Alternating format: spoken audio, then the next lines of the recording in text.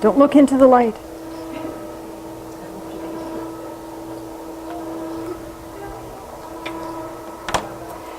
Go to the light, but don't look into the light. It's hard on your eyes.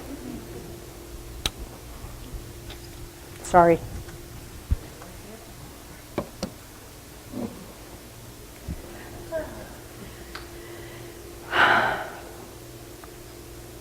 Good morning. Have I got a deal for you? Ha ha ha ha. Interesting. Circle of Light was a song Phil chose for us today. He has no idea what I'm doing half the time, which is really a good thing. So when he selected that, it's wonderful, and I love the words that it says about us being all connected, and we're all one, and we're in this circle of light. And we're children of the angels, and we're children of light. But we forget that.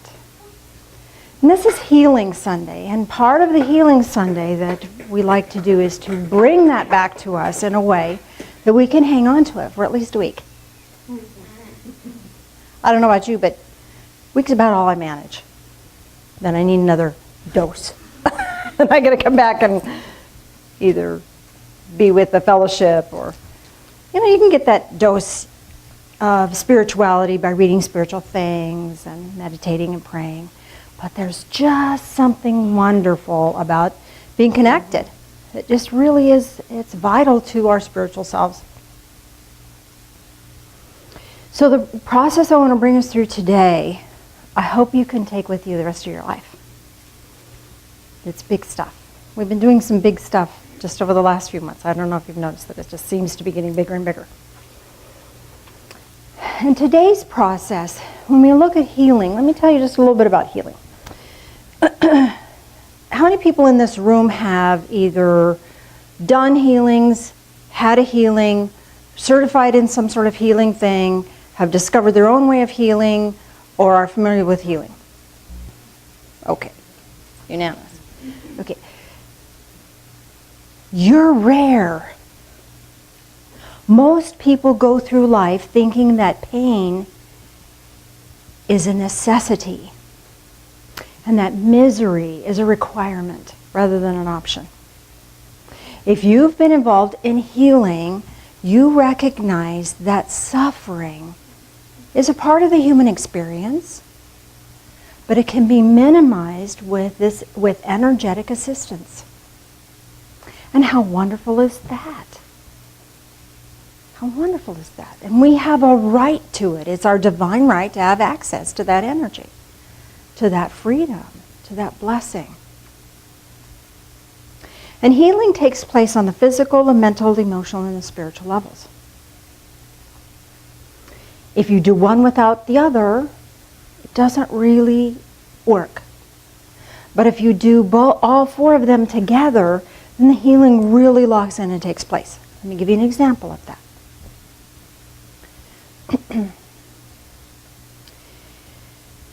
I think I've shared this story. I'm going to give you the really short version. Did a healing on a person on a Friday. And they left the office pain-free. It was two of us working on this person. They left the office pain-free.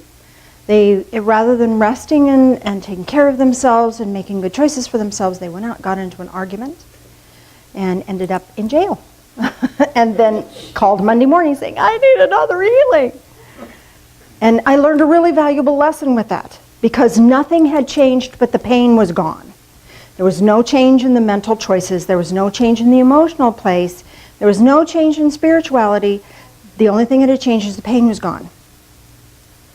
So when we have a release of pain, does not necessitate a full healing process. Because if spiritually we're still hung up in thinking that we're not worth loving, how's that healing going to stick? If we have emotional issues that keep us locked into situations that are less than supportive and caring, how's that healing going to stick? So physical, mental, emotional, and spiritual, all four of them, it's vital that they all are in line and working together.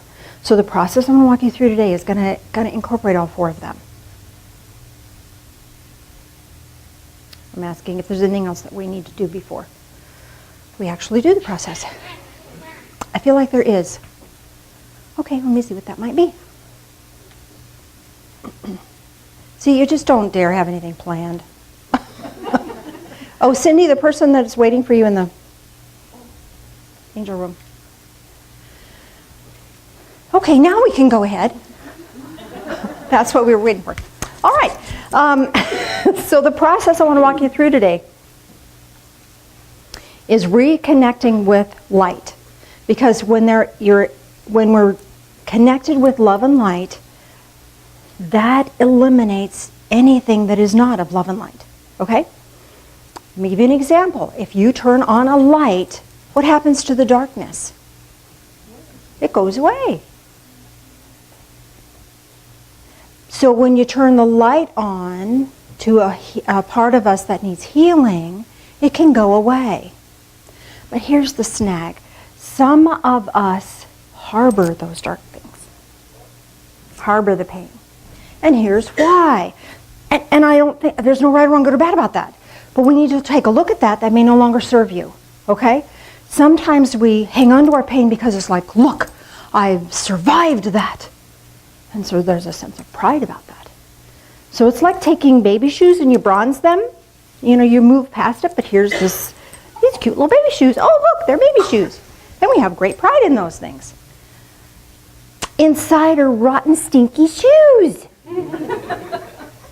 So when we bronze a pain and say, look, I've survived, inside is rotten, stinky, gooey, icky stuff.